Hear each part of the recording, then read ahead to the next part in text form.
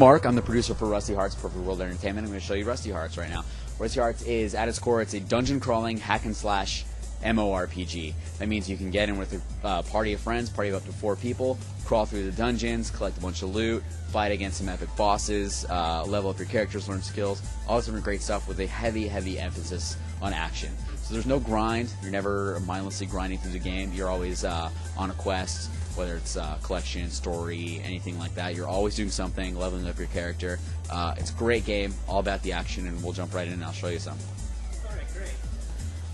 First thing I want to say is that even though Rusty Hearts is a PC game, it has been optimized for use with any PC gamepad.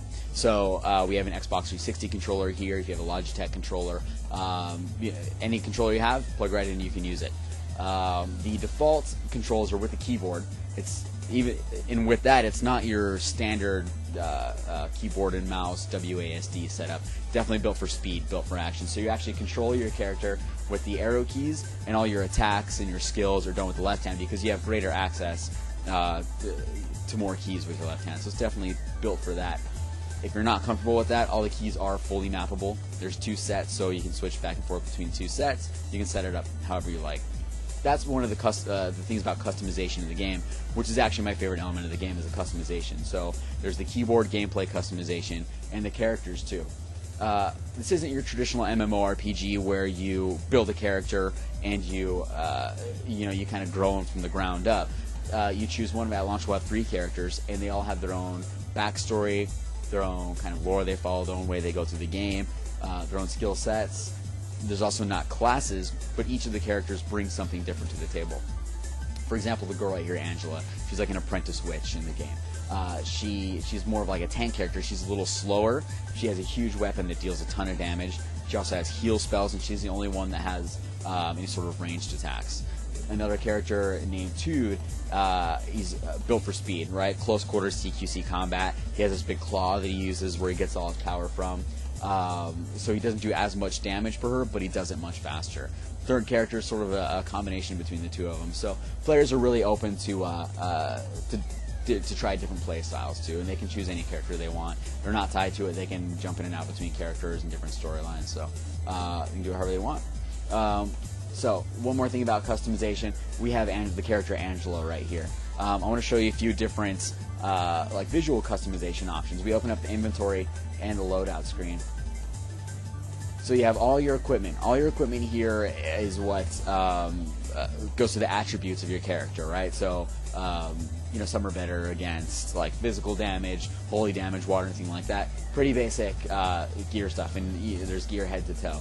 But the costumes are different. They would change the visual look of your character, and they get pretty funky. We have a cool costume right here, but we have the insect set. So you just equip that, it turns Angela into this roach. So it's pretty sweet. Each character, each of the 3 characters has their own insect. There's also what I call like the seafood set. I think that's the official name for it, but that's what I call it. Where there's a shark, there's an octopus, and some other stuff. These are full body sets. They're also items, like individual items. So a hat, hair color, shirt, socks, even your underwear. You can customize all of that.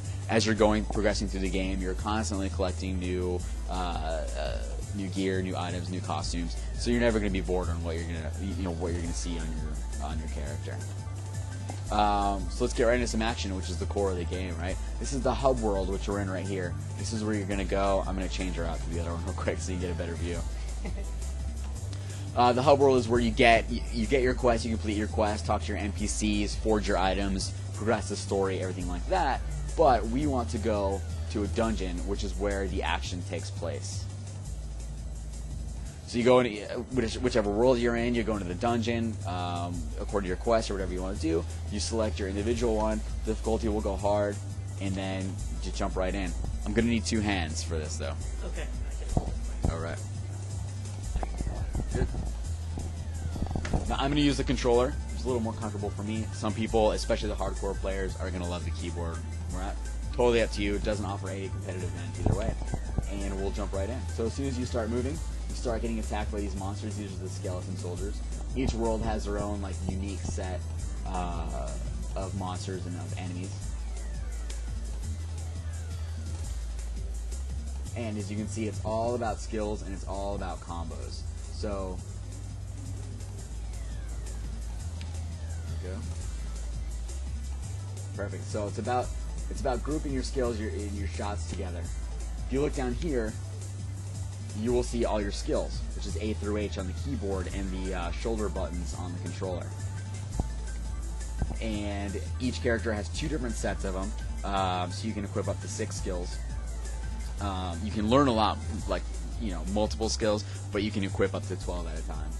Loot, right? All the characters drop some loot, which is one of my other favorite things about it. You're always getting, you're collecting gold, collecting new gear, items. There are recipes for things. There's an NPC that cooks you different types of food that give you, HP, MP buffs, all that type of stuff.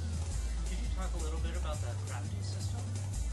Definitely. So there's certain NPCs that you go to in the game that help you craft items, and they're quest-based, so they'll tell you what you need to get, and they'll tell you where to get it. So, for example, you need to collect 10 fish scales. There's like a fish enemy, so you go and collect 10 of those, bring it back to that NPC, and he or she will craft the item for you. Mostly, normally it's like relevant to the area. So like a fish scale item would be good against the water-based enemies. There's also another NPC you can go to that'll forge your weapons specifically. So he'll give your weapon buffs, he'll make it stronger. There are different weapons in the game, and once your character gets to a certain point, you can kind of decide whether you want to stick with your weapon. For example, her main one is a sword, which she has this pretty sick scythe right here, which gets even better as you level up. So you can decide whether you want to stay with with your normal sword and keep leveling that up, or progress onto the scythe. Totally up to you. Now tell us about the elements of this game that will appeal to casual versus hardcore gamers. Right, good question. So this game is very well balanced between the casual and the hardcore. First of all, just having the controller alone speaks to the casual. It's probably going to be good for the casual audience. It's also super easy to just hop into a party with your friends. So it's meant to be a very social experience, right? So we streamline the process of partying up, finding your friends, getting in a guild, so people can easily jump into the game, jump into a dungeon, and start fighting right away. There's different difficulty modes, everything from there's normal, hard, very hard. You unlock the harder ones by beating the previous ones. And there's one like extremely hard mode called Blood Mode, which has some other prerequisites that you need to meet before you access that.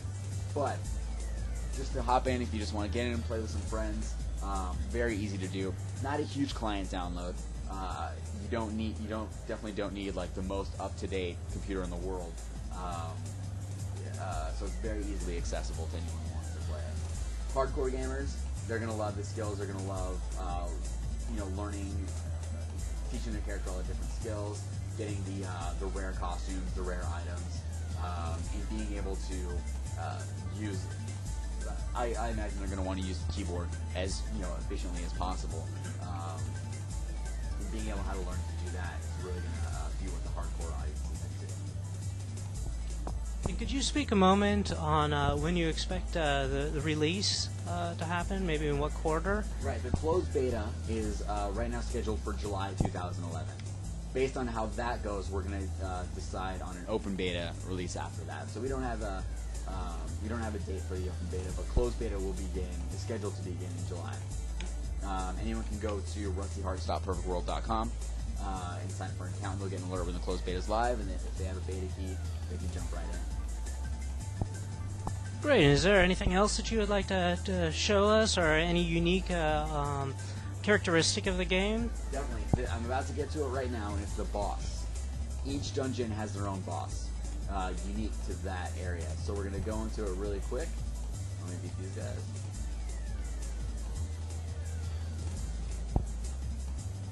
And this dungeon that we are in right now is pretty straightforward, just start to finish. As you progress through the game, there's going to be a lot more maze elements, a lot more puzzle elements to the dungeons.